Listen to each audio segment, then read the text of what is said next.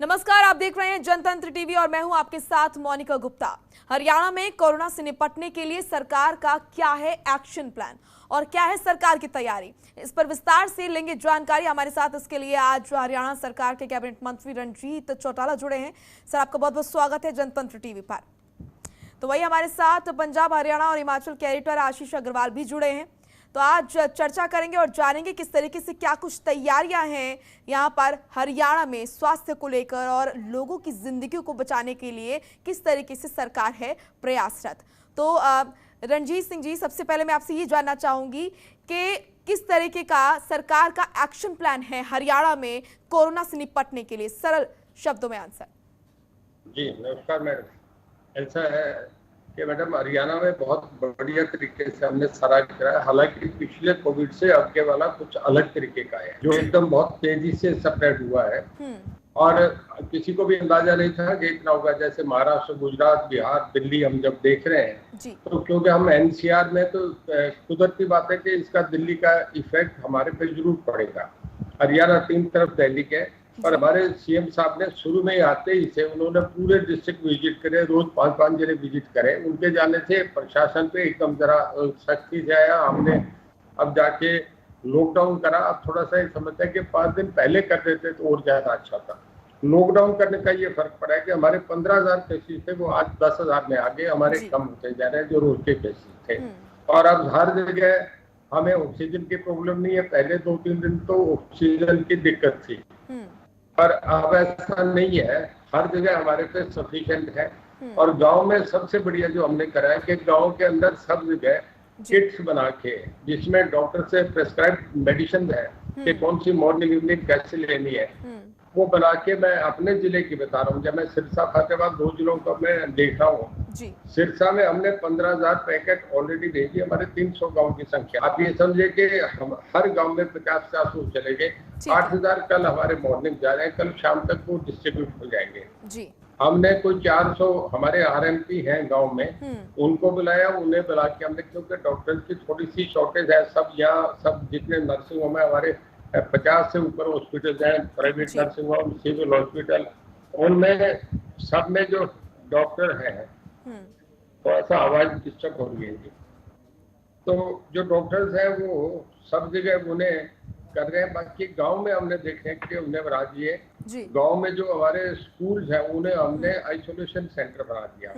हमने बड़े बड़े 74 गांव जो है 5 का चीज है, जिसमें 300 गांव में 74 गांव ऐसे मार्क रहे हैं जो बड़े गांव हैं, जिनमें कुछ में अपने पीएचसी हैं, कुछ में नहीं है, पर वो बड़े सेंटर है जिसमें सारा वीडियो के ऑफिस वगैरह है। हम सारा एक ग्राम सचिव, उसके बाद एक गौशाला का आदमी, हमारे गौशालाएं बहुत है। सत्ता में मेरे ख्याल में 300 गांव है और 226 गौशालाएं हैं। वो लोग बड़ा जो के समर्पित हैं, वो बहुत मन से काम कर रहे हैं। नेहरू युवा केंद्र के बच्चे हैं। इसके अलावा गांव में जो यूथ क्लब्स बनी है उन बच्चों का बड़ा सहयोग रहा है। हमारे गांव में अब किसी को हमने कंट्रोल कर दिया, शहर तक नहीं जा रहे। वो मेडिसिन उन्हें दे रहे हैं, गाँव में ही आइसोलेशन हो रही है। 90% लोगों का इलाज तो गाँव में ही हो रहा है। जी ठीक है, यानी कि सरकार की तैयारियां पूरी हैं, आप ये कह रहे हैं। आशीष, आपके सवाल। जी शुक्रिया मोनिका। रणजीत चौटाला जी, मेरा पहला और सीधा सवाल आपसे यही है कि जिस तरीके से दूसरी लहर ने हरियाणा में अपना कहर दिखाया और उसके बाद सरकार ने लगातार जमीनी स्तर पर अपने प्रयास भी किए, क्या अब आपको लगता है कि स्थिति काबू आनी शुरू हो गई है और अगले कुछ दिनों में स्थिति बिल्कुल जो है उसके ऊपर नियंत्रण पा लिया जाएगा? ये आप बतौर कैबिनेट मंत्री कैसे देखते हैं सर? मैं इसको बताने से पहले थोड़ा सबसे पीछे के परिक्षेत्र में जाऊंगा कि जब ये अमेरिका में, यूरोप में आया, उन कंट्रीज में जो बहुत एडवांस है उन्हें भी एकदम बड़े डिस्टर्ब हुए। और मैं ठीक आ रहा हूँ ना जी, कॉन्टेक्ट है मेरा आपसे? हेलो जी, आपकी आवाज आ रही है? नहीं, मेरा कांटेक्ट ठीक कर रहा है, मैं बोल रहा हूँ ठीक है ना जी? आपकी कोई दिक्कत तो नहीं? बिल्कुल नहीं, आप बोलिए। बिल्कुल। तो जब उन कंट्रीज में इतनी दिक्कत आई तो हमारे यहाँ तो अब आया। आते हमने पहले 15 दिन में, हरियाणा में तो पिछले 10-12 दिन से ये ज्यादा जोर पड़ा था जी। और उसमें हमने स्थिति को बहुत कंट्रोल कर दिया जी। हर जगह हमारे डॉक्टर्स, हमारे जो फ्रंट लाइन ऑर्गेनाइजेशन है, सारी के सारी दिन रात लगी हुई है। गाँव में लोगों ने बड़ा सहयोग दिया है और अल्टीमेटली जो लॉकडाउन हमने करा उससे दोबारा बढ़ाया, इसका बड़ा इम्पैक्ट हुआ है कि हमारे जो 15,000 केसेस थे वो 10 हो गए और जो नेशनल फिगर आ रहा था कि 4,14,000 है वो घट के 3,26,000 है आज की डेट में। मैं समझता हूँ अगले 5 दिन में 4 दिन में काफी स्थिति बहुत कंट्रोल हो जाएगी, हम एक कंफर्ट लेवल पे आ जाएंगे। ठीक है सर, देखिए हरियाणा सरकार ने जो ऑक्सीजन है, जितना संकट ऑक्सीजन का खड़ा हुआ था उसको लगभग हल करती हुई अब हरियाणा सरकार नजर आ रही है, लेकिन बेडों की दिक्कत अभी भी बनी हुई है धरातल पर। भले ही आपने 500 बेड के पानीपत और हिसार में बड़े अस्पताल बना लिए हैं, आपके सिरसा में भी एक अस्पताल इसी तरह से स्थापित किया गया है, और इसके साथ जो टॉक्सिलिजुम इंजेक्शन है, रेमडेसिविर इंजेक्शन है, इनको लेकर भी अभी भी मारोमारी है क्योंकि इनका स्टॉक बहुत कम आ रहा है। तो इन समस्याओं से कब तक निजात आपकी सरकार प्रदेश की जनता को दिला पाएगी? देखिए अग्रवाल साहब, शायद रेमडेसिविर का मैं गलत नहीं कहूंगा, जो बात है उसे एक्सेप्ट भी करूंगा। एक हफ्ता पहले मुझे भी पता नहीं था कि रेमडेसिविर इंजेक्शन क्या है, और मेरे ख्याल में आप लोगों को भी एक महीने पहले इस बात की जानकारी नहीं थी जी। अब जैसे जैसे ये एक ऐसा चैलेंज सामने आया जिसको हम कभी सोच ही नहीं सकते थे, अब लोगों को इसकी जानकारी मिली है। जब से मीडिया, मैं समझता हूँ पहले 2 दिन तो शोर मचा, अब हमारे कहीं भी ऐसा नहीं है, जहां मांगे सब जितने नर्सिंग होम है उनको हम अलॉट करते हैं। एक कमेटी बनी हुई है जिसमें हमारे सीनियर ऑफिसर्स हैं, डॉक्टर्स हैं, डिप्टी सीएमओ हैं, वो बैठ के जहाँ जिसकी जरूरत होती है उसके हिसाब से इंजेक्शन दिए जा रहे हैं, और कहीं भी आज वो मारामारी की बात नहीं है। जी ठीक है मंत्री जी, आज इसके अलावा देखिए ये तो हमें मानना पड़ेगा कि वैक्सीन की समस्या से हम 2-4 हो रहे हैं, क्योंकि जितनी बड़ी मात्रा में हमें वैक्सीन चाहिए उतनी बड़ी मात्रा में हमें वैक्सीन समय पर उपलब्ध नहीं हो पा रही। आ रही है लेकिन बहुत धीरे धीरे आ रही है और लोगों को वैक्सीन सेंटर से वापस आना पड़ रहा है। पहले केंद्र ने दूसरे देशों को वैक्सीन दे दी और आज हमें हरियाणा को ग्लोबल टेंडर लगाने की नौबत आ गई है। क्या आपको नहीं लगता कि पहले हमें अपने घर की, अपने परिवार की जरूरत को पूरा करना चाहिए था दूसरे देशों को वैक्सीन देने से पहले?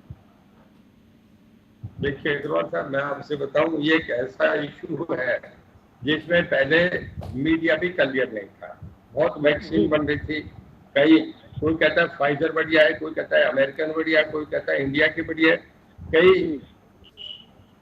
कोई स्वामी रामदेव के ट्रीटमेंट पे भी चल रहे थे जी। जब हम लोगों को पहले मीडिया के लोगों से, हमारे दोस्त पूछते थे कि कौन सी लगानी चाहिए, थोड़ा आवाज आपकी मुझे कुछ सुनने में कुछ दिक्कत सी आ रही है। जी जी जी, हमें आवाज मिल रही है आपकी मंत्री जी। ठीक है, तो जब मीडिया के लोगों से पूछते थे कि जी मेडिसिन, ये वैक्सीन कैसी है, तो वो कहते थे कोवैक्सीन लगाओ, कोई कहता है कोविशील्ड लगाओ। तो हर आदमी जब अपने सीट पे एक्सपेरिमेंट पे जाता है तो सोच के जाता है। पहले जब सरकार दे रही थी लोग तैयार नहीं थे, दूसरे देशों ने जब मांगा तो उन्हें दे दी गई, वो कोई गलत काम नहीं था। मोदी जी ने दिया, एक दूसरे की मदद करते, आज हमें भी दूसरे देश मदद कर रहे हैं। पर जब अब लोगों को तकलीफ आई बड़ी, तो अब लोगों की लाइन लग रही है। हमारे हरियाणा में करीबन 2.5 लाख वैक्सीन अभी लगा दी और रोज 6-7 हजार आती है, हम लगवा रहे हैं। अब तो लोगों की लाइन लगी है वैक्सीन लगवाने के लिए, और लोगों को एक इम्प्रेशन लग गया कि जिसके 2 डोज वैक्सीन लगी उसे फिर कोरोना तो आ सकता है पर उससे ज्यादा खतरा नहीं रहता। पर कुछ ऐसा है कि आपको भी नहीं था, अब कोई ब्लैक फंगस का भी चर्चा कर देता है। तो एक ऐसा सब्जेक्ट सामने आ गया जो कभी किसी ने देखा नहीं था और किसी को इसका अनुमान नहीं था। तो थोड़ा सा इसमें हर एक को अपडेट होने में थोड़ा सा समय लगा है। ठीक है, थोड़ा कंफ्यूजन ज्यादा बीच में रहा है, इतनी मारामारी नहीं थी।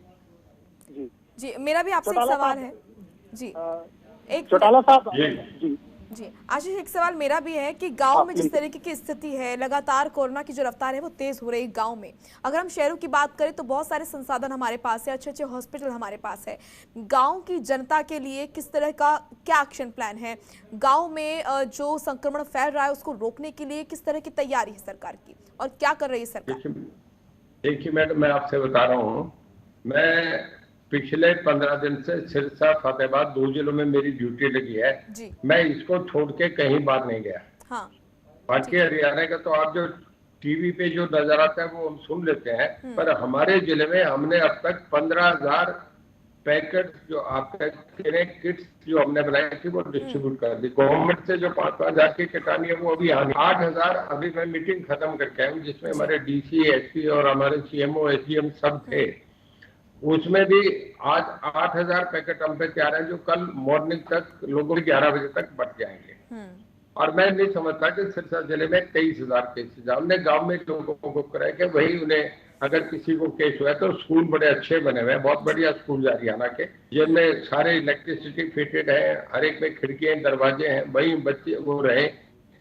जब कोविड के केसेज में अगर एक ही रूम में 4 आदमी रह रहे हैं तो वो एक दूसरे को इफेक्ट नहीं करते, नॉन कोविड को तो करते हैं, तो लोगों को वही आइसोलेशन कर रहे हैं।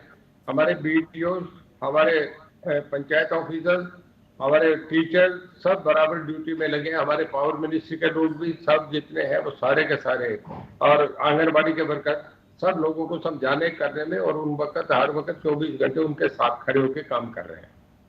ठीक है चौटाला साहब, इसी से जुड़ा एक मेरा सवाल ये है कि सरकार ने आपको सिरसा और फतेहाबाद की जिम्मेदारी दी, आप लगातार पिछले कई दिन से इन दोनों जिलों के अंदर सक्रिय रूप से स्थिति को संभालने में जुटे हुए हैं।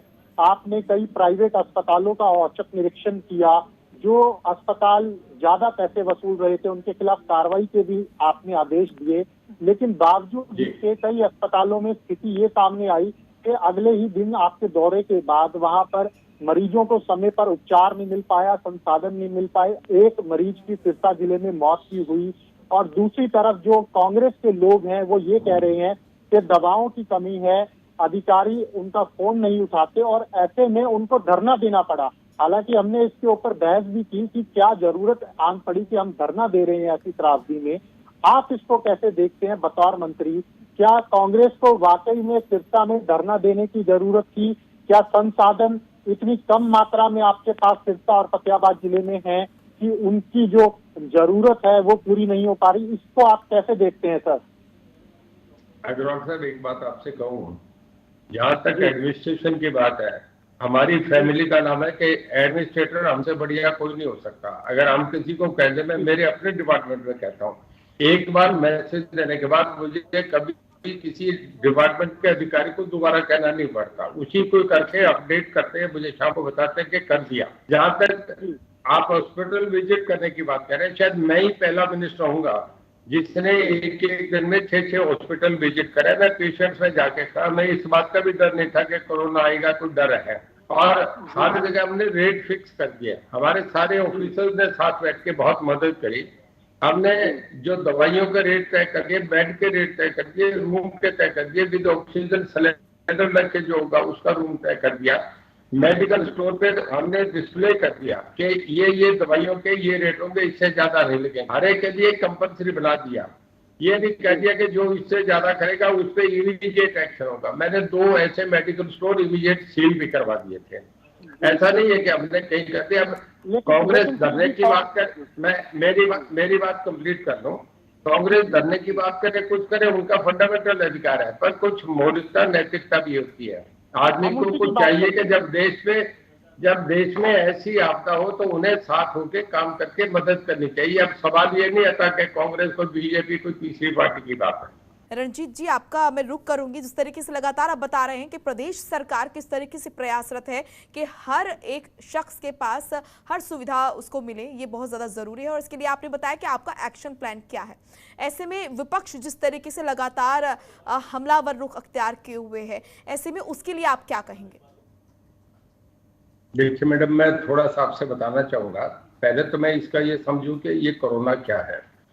जब सेकेंड वर्ल्ड वॉर हुआ था उस वक्त सबसे पहले ये स्पेन से चला था, जिसे स्पेनिश फ्लू कहते थे। वहां से ये चल के ये पूरे यूरोप होके अमेरिका चला गया था। जब सेकेंड वर्ल्ड वॉर हुआ, जर्मन में जब फौजें आई तो वहां से, क्योंकि हम ब्रिटिश रूल के अंदर थे तो हमारी फौजें भी वहां गई थी। तो अमेरिकन मैरिज में पहले आया है, अमेरिकन मैरिज के बहुत सोल्जर्स मारे गए थे उस वर्ल्ड वॉर में। तब हमारे पहले बॉम्बे मुंद्रों में क्राउडेड सिटी था। जब हमारे लोग वापस आए, हमारी फौजें वापस आई, तो ये बॉम्बे से लेके पूरे देश में फैल गया। और तब उसे प्लेग कहते थे। वो एक ऐसी बीमारी थी कि ये तुरंत जैसे आज चला है ऐसे ये सारी जगह चला। लोग गाँव को छोड़ के खेतों में भागे थे। एक एक दिन में 20-20 डेथ गाँव में होने लगी थी। वो फूंके आते इतने में फिर 20 और प्यार मिलते और लोगों ने जंगल में भाग के खेतों में जाके अपनी जानें छुपाई। तो वो एक ऐसा चैलेंज था जिसका हमें अंदाजा ही नहीं था, एकदम सामने है। अमेरिकन लोगों को भी पता नहीं था, जो बहुत दुनिया में आगे गए हैं। ये पूरे यूरोप का पता नहीं था। अब चाइना में क्या हो रहा है, वो चाइना के लोग सब चीजें बाहर आती नहीं, इस करके वो कहते हैं कि हमारे यहाँ कुछ भी नहीं है। वहाँ का मीडिया जो है सब उनके अंदर कंट्रोल है। कम्युनिस्ट पार्टी में किसी को खबर नहीं है वहाँ की। पर एक ऐसी महामारी थी, हर एक के लिए बहुत बड़ा चैलेंज था। पर हरियाणा में हमारे, मैं आपसे बताऊं, मैं कई बार हमारे सीएम साहब से भी कहा करता हूँ, 24 घंटे वो वीडियो कॉन्फ्रेंस पे कभी मिनिस्टर से कर रहे हैं, कभी डीसीएसपी से कर रहे हैं, कभी डायरेक्टर हेल्थ से कर रहे हैं। 24 घंटे लोगों को बराबर वो करके सजेगा। जब वो सजेगा तो हम सारे के सारे अपने काम पे दिन रात लगे हुए हैं। और हमारा पूरा एडमिनिस्ट्रेशन, जहाँ सीएमओ का रोल है, जहाँ डीसी का रोल है, जहाँ एसपी का रोल है, जहाँ लॉकडाउन करने की बात है। कई कैदियों में संक्रमण पाया गया है, कोरोना का संक्रमण। तो जेलों में ये संक्रमण ना फैले और कैदियों को ना हो, इसके लिए क्या व्यवस्था है? हाँ मैडम, ऐसा करा है कि जब सुप्रीम कोर्ट की गाइडलाइंस आई उसके नीचे फिर हमारे राजेंद्र ऑनरेबल जज जो है पंजाब हरियाणा हाईकोर्ट के, राजेंद्र गुप्ता जी, वो हमारे चेयरमैन हैं। और उनके साथ हमारे होम सेक्रेटरी और डीजीपी प्रिजन्स, तीनों ने मिलके अभी 4 दिन पहले ये डिसाइड किया था कि इन्हें पैरोल दी जाए। तो जो कैदी बाहर गए थे उन्हें तुरंत मैसेज दे दिया गया, वो आज से जेलों में नहीं आए, उन्हें रोक दिया गया है। और उसके बाद क्योंकि हमारे जेल में टोटल 21,000 और आप ये समझो 804 कैदी हैं, जिनमें हवालाती भी है, दोनों मिलके कैदी और हवालाती है, 19 जेलें हैं। अब उसमें से जिनकी 7 साल से अधिक कैद थी पिछली बार, वो कोई 2580 लोग थे जिन्हें हमने छोड़ दिए थे। और 7 साल से जो कम थे वो 656 थे और 1400 ऐसे थे जो पैरोल पे रिहा हुए थे। तो हमारे समझो कोई 5000 के करीब लोग चले गए थे। वही अब के बेच रहेगा, उन लोगों को हम जेलों से बाहर भेज रहे हैं। जो जिन्हें कोविड है उन्हें हम आइसोलेशन में कर दिया इमीडिएट, उन्हें हॉस्पिटल में भेज रहे हैं जहाँ उन्हें ट्रीटमेंट दिया जा रहा है। तो हमारे से बेस्ट एफर्ट जो हो रहा है वो किया जा रहा है, हम इसके लिए कर रहे हैं। और हमने वैसे भी पूरे हरियाणा में अब कई ऑक्सीजन प्लांट आ रहे हैं। कभी किसी को अंदाजा नहीं था कि ऐसी बीमारी आएगी जिसके लिए इतनी ऑक्सीजन की जरूरत पड़ेगी। पूरे देश में शोर मचा था। तभी पहले बाहर कंट्री से भी आ रहा है, खाड़ी देशों से भी आया है, बाई एयर भी मंगवा रहे हैं, आपके उड़ीसा से ट्रेन से भी आया, उसके बाद फ्लाइट से भी हम लेके आए हैं।